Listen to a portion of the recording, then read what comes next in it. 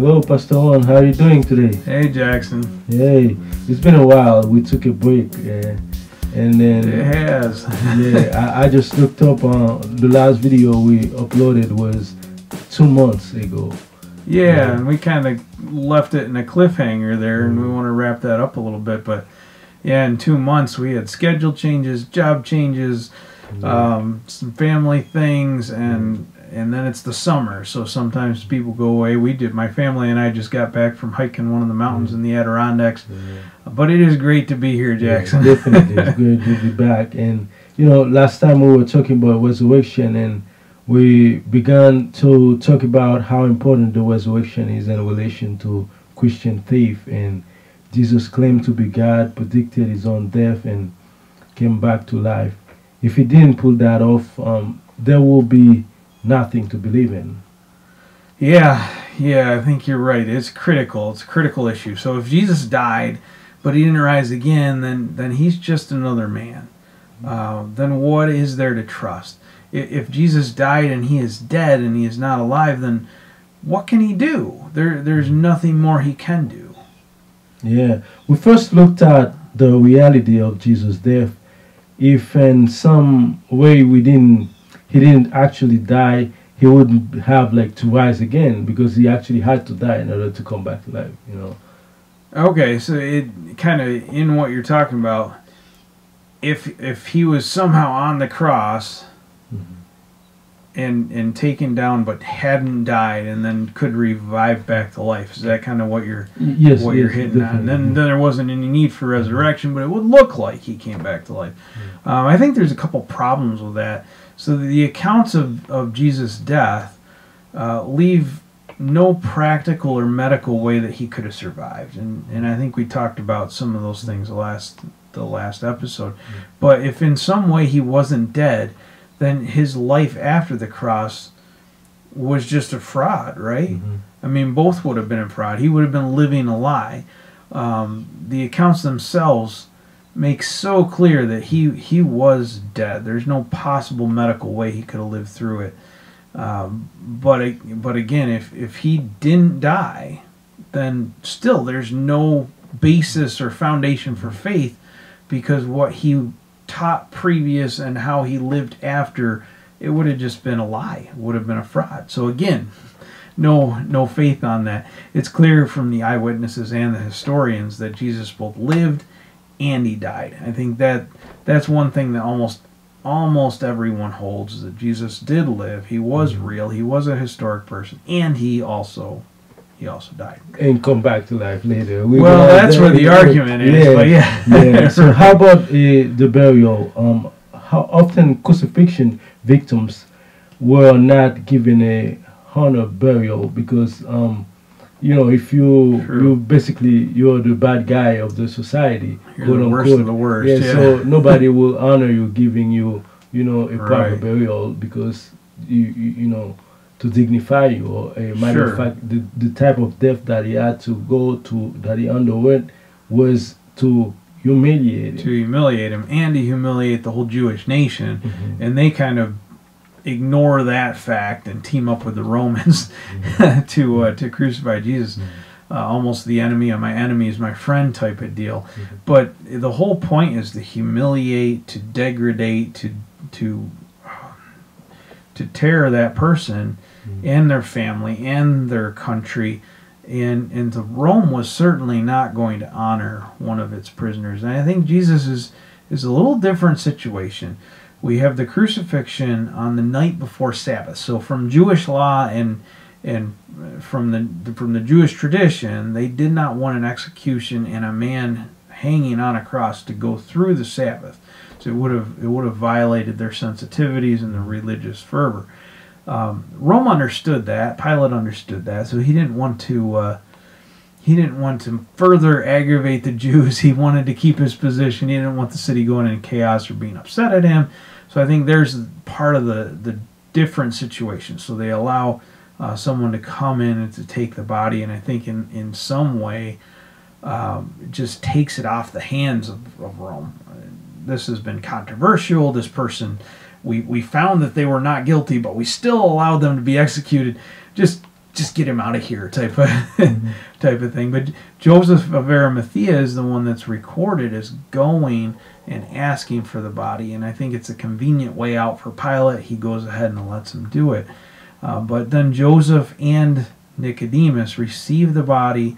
They take it down from the cross. They prepare it, and they bury Jesus. And I think about that, and I mean, it's just amazing, because you have Joseph of Arimathea, who is a prominent person in the Sanhedrin. He's one of the main top people in the Jewish religion at that time. Their council of the big, we could call them bigwigs in English society, or kings, or priests, or I mean, there's a number of words you could give in our type of society, but they're the council. I mean, they're the ones that make the decisions for the Jews, and he's one of them. Now, what has the Sanhedrin just done? They just condemned Jesus and crucified him, had him executed, and yet Nick, Joe, who is one of the Sanhedrin, asked to take the body. Now, with him was Nicodemus, who is a Pharisee. He is one of the members of the party that constantly fought against Jesus, constantly tried to trip him up and to show that his teaching wasn't right, or trip him into some kind of situation that would make him betray the truth, and they never could. I mean, that's but they were constantly against Jesus, and yet Nicodemus, one from that party, helps to take down the body of Jesus. So you have Joseph and Nicodemus, and all four Gospels talk about part of that and tell a little bit of that story. But he and Nicodemus were so changed by Jesus, and perhaps by the crucifixion. I think both of them were probably there during the trial. I'm not sure where they came down in the trial. We don't know any of those details, but they would have been there. They would have seen it. They would have heard it. Maybe they were a part of standing up for Jesus in the trial. I don't know. But they were so changed by Jesus and through the crucifixion that they stepped up, they took the body, they cared for it, they gave it a proper burial, and they honored. Rome didn't honor Jesus, but Nicodemus and Joseph honored Jesus. Yeah, definitely, Pastor. And I think it always amazes me. Thinking from a human standpoint, we always think that has happenstance, but God, in His sovereignty, placed them there. You know, because I don't see the disciples. First of all, they were afraid to ask for Jesus' body. Sure. Yeah. But God specifically placed Nicodemus and then Joseph of Arimathea to be part of the Sanhedrin, because nobody will mess with the council they're it's like the city council of the city council, or the So it's part of Parliament or part of the House of Representatives. They've got the authority, right? Yes, definitely. Right. Now, Paul mentions the death, burial, and resurrection in 1 Corinthians chapter 15, doesn't he? He does, yeah. It was widely held, and Paul's citing some of the beliefs of the early church at that point. It was widely held across the early church during the time of the eyewitnesses that Jesus, that he was buried and that he rose again, and the events that the eyewitnesses that we see in the New Testament line right up with that. And Paul's just reporting the testimony of eyewitnesses there, that Jesus died, that he rose again, and they were exactly the same as what the gospel shared. And I think Paul's kind of testifying to that. He said, what John wrote, what Matthew wrote, what Luke wrote, it's true. Jesus died, buried, rose again. Yeah. Could all of these just be made up? Everyone followed up the legendary accounts. So could if I restate, could this just have been something that was written down and then just people kept carrying it on, almost like a legend, turned it into a legend, but it didn't have full truth behind it. Almost like a novel, like someone wrote it, fictional.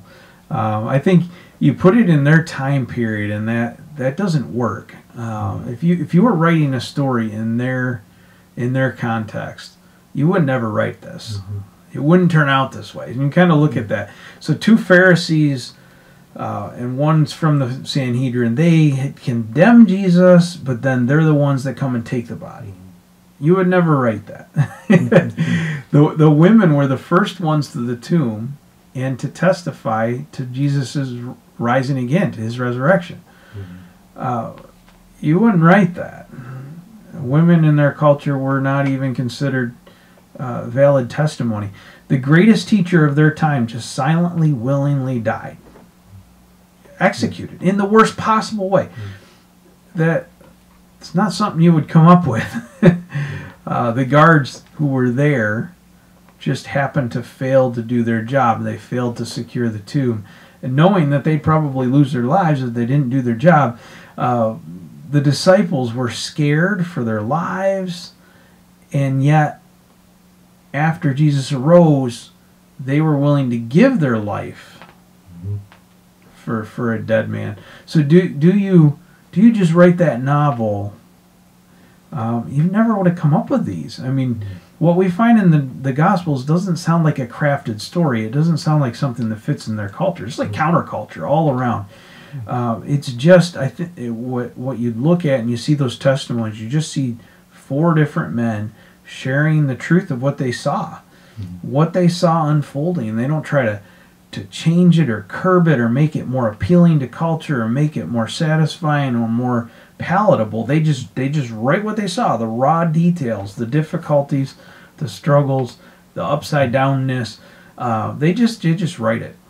Yeah, definitely. And as you're mentioning that, I'm just thinking about an instance where the disciples, the apostles, they were preaching, and people were trying to oppose them because they were preaching. And when you think about it, they were willing to put their life on the line for somebody they know was dead. And how foolish can that be? And then if Jesus didn't rise again, if he wasn't alive, why would you? And actually, I have the text right here in front of me. Sure. Where in Acts chapter 5, and I can start like probably around verse 37. After him, like Judas the Galilean appeared in the days of the census and led, a band of people in revolt. And he goes on and he says, but if it says, therefore, in the present case, I advise you, leave this man alone. Let them go, for if their purpose or activity is of human origin, it will fail. At some point, like the Greek mythology, it is going to die. But if it is from God, you will not be able to stop this man. And that's why the same thing happened with the Apostle Paul. It was, you can put me in jail. The disciples said, well, forget about it. You can kill us. But we know. And then that's what 2,000 years later, we're still talking about Jesus, because this is from God, and then nothing can prevail against. Yeah. And to this day, it's the same, that truth, it transcends time and history, because there's a lot to dig into there, but I think right on track to one of the evidence is you wouldn't, if Jesus died and the disciples all knew it, why would they give their lives for that? Yeah. If the guards weren't there at all, the Jews probably wouldn't have bothered to say they fell asleep, right? Yeah, if there was no good guards, why would they argue about the sleep? I think they would have just said there weren't any guards. Their admission about the guards fell asleep really is a statement that there were guards. And if there were guards, the Roman guards wouldn't have fallen asleep. So it's it's their attempt at a scapegoat here as a way out. But so then fall asleep. They were professionals. Their lives depended on the completion of their mission. They were there to make sure this body didn't get taken. And the guards, some debate are, were the guards under Jewish direction, or were they under Pilate's direction? And we know that the Jews went to Pilate and they said and argued, we need to have this guard. We need to make sure the body doesn't get stolen. And Pilate said, well, you have a guard. And so either it's the Jews took their own guard under his permission, or they took his guard under his permission. But either way, whether it's a temple guard or whether it's a Roman detachment, they're both professionals. And it's a case where they weren't going to not do their job. Their job was there to make sure that body wasn't taken. Their lives, their reputations were on the line. They had a lot to lose, a whole lot to lose, if they fell asleep and lost track of this body. And I think the Jews come in on the sideways saying, okay, the body's not there. We got to make a story. So just say you fell asleep. We'll cover your back. We'll have your six on this. Just say you fell asleep. And so we don't know who they were under the direction of, but the professionals weren't going to just shirk their responsibility. Yeah. So, I mean, and the body being easily stolen is slim to none. It's more probable that they were bribed, lied about the body, and protected by the Jewish authorities. I think you're right. Preventing a stolen body was very, very important to the Jews. But then the body was gone.